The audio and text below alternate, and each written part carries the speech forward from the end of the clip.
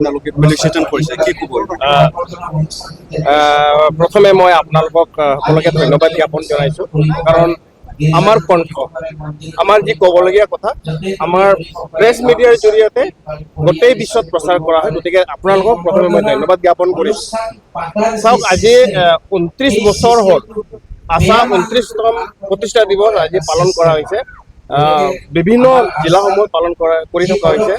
তো মেইন কথাটো হৈছে কি, আশা যোনটো পৰিৱেশত জন্ম হৈছিল আপোনালোকে সকলোৱে জ্ঞাত যে সেই সময়ত আদিবাসী ৰাইজে নিৰাপত্তাহীনতা অনুভৱ কৰি পেলাই অনুভৱ কৰিছিল, আৰু যাৰ কাৰণে আশা জন্ম হ'ব লগা হৈছিল। কিন্তু এতিয়া 29 বছৰত আমি দেখিবলৈ পাইছোঁ যে এতিয়া আমি জীয়াই আছোঁ যদিও এতিয়াও আমি নিৰাপত্তা অনুভৱ কৰা নাই। আমি এতিয়া জীয়াই আছোঁ যদিও আমাৰ ভৱিষ্যত নিৰাপত্তা নাই, এনেকুৱা আমাৰ অনুভৱ হৈছে। গতিকে আমি চৰকাৰক অনুৰোধ জনাম, ভৱিষ্যত আমাৰ জনগোষ্ঠীটোক নিৰাপত্তা দিব লাগিব। আমাৰ আন্দোলন অব্যাহত থাকিব। সেইদিনা হত্যাৰ বিৰুদ্ধে আমি আন্দোলন কৰিছিলোঁ। উগ্ৰপন্থীয়ে আদিবাসীসকলক হত্যা কৰিছিলে আৰু তাৰ বিৰুদ্ধে আশাই আন্দোলন জাৰি কৰিছিলে। আজিও উগ্ৰপন্থীক খন্তেক সময়ৰ কাৰণে হত্যা বন্ধ কৰাটো আমি দেখিবলৈ পাইছোঁ। কিন্তু ইয়াৰ মাজতে ষড়যন্ত্ৰ আমি দেখিবলৈ পাইছোঁ, আদিবাসী ৰাইজক আৰু কিছু বছৰৰ পাছতে আমাক হত্যা কৰিব। গতিকে আমাক লাগে কনষ্টিটিউচনেল ৰাইট, সাংবিধানিক অধিকাৰ আমি বিচাৰিছোঁ। চৰকাৰে আমাক সাংবিধানিক অধিকাৰ দিব লাগিব। এই আন্দোলন পুনৰ আৰম্ভ হৈছে। এতিয়া আমাৰ সাংবিধানিক সুৰক্ষা নথকাৰ কাৰণে দিনক দিনে আমি দেখিবলৈ পাইছোঁ আদিবাসী ৰাইজে মাটিৰ অধিকাৰ হেৰুৱাই গৈ আছে। মাটিৰ পাট্টা পাবলৈ সক্ষম হোৱা নাই। চৰকাৰে ঢাক ঢোল বজাই আছে, মাটিৰ পাট্টা দি আছে। কিন্তু আজি যদি আমি চৰকাৰক সুধিম, আপোনালোকক আমি সুধিম যে কিমান জনসংখ্যা, কিমানটা পৰিয়ালক মাটিৰ পাট্টা দিয়া হ'ল, আমি দেখিবলৈ পাইছোঁ নগণ্য দুই এটা মানুহক মাটিৰ পাট্টা দিয়া হৈছে। মানে অধিক সংখ্যক মাটিৰ পাট্টাৰ পৰা বঞ্চিত কৰা হৈছে। তাৰ মানে আজি আমি জীয়াই আছোঁ, কালি আমাক মাৰিব, আমি সুৰক্ষিত নহয়। 2 নম্বৰ কথা, আজি আমি দেখিবলৈ পাইছোঁ আমাৰ ল'ৰা ছোৱালীবিলাক শিক্ষাৰ ফালে আগবাঢ়ি আহিছে।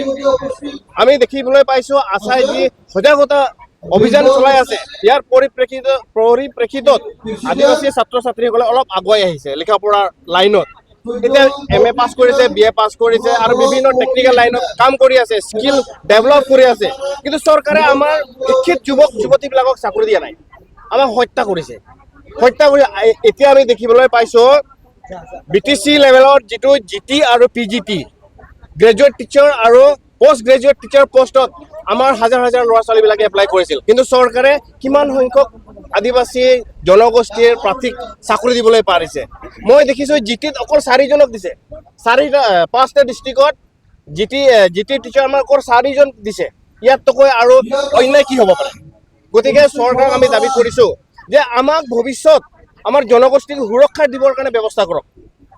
গতিকে টোটেলি চৰকাৰ বিফল হৈছে। উগ্ৰপন্থীয়ে খন্তেকৰ কাৰণে আমাৰ মানুহক হত্যা কৰাটো বন্ধ কৰিছে। কিন্তু আমি অনুভৱ কৰিছোঁ আজি মাৰা নাই, কালি মাৰিব আমাক। গতিকে আমাক সুৰক্ষা লাগে। গতিকে মোৰ ক'বলগীয়া বেলেগ একো নাই। চৰকাৰে যদি আমাক সুৰক্ষা দিব নোৱাৰে, তেতিয়াহ'লে আমাৰ সুৰক্ষা আমি নিজে ল'ম।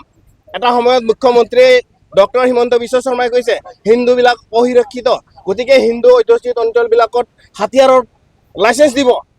যদি চৰকাৰে তেনেকৈ ভাবিছে, তেনেহ'লে আদিবাসী আমি নিৰাপত্তা অনুভৱ কৰা নাই, আমাক হাতিয়াৰ দিয়ক, আমি নিজে নিজে নিৰাপত্তা বহন কৰিম।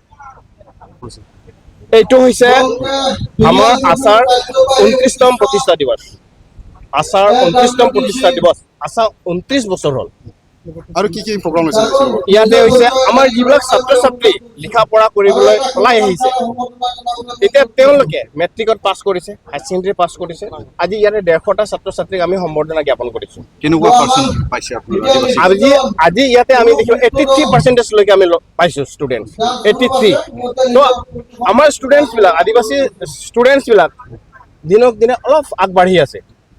আমি ইয়াতে হাইষ্ট 83% আমি ষ্টুডেণ্টছ পাইছোঁ, হায়াৰ ছেকেণ্ডেৰী পাছ কৰিছে, আৰু 72% পাইছোঁ, আৰু লয়েষ্ট আমি পাইছোঁ 50। তো এই যে ষ্টুডেণ্টছ খালি লিখা পঢ়া কৰিলে নহ'ব, ইহঁতৰ ভৱিষ্যত সুৰক্ষিত কৰিব লাগিব।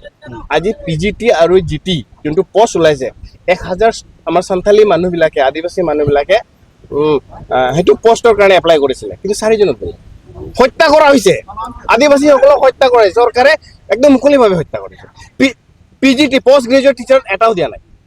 ইয়াতে 100জন পষ্ট গ্ৰেজুৱেট পষ্টৰ কাৰণে আদিবাসী ভাই ভনীসকলে এপ্লাই কৰিছিল, এটাও দিয়া নাই, 0।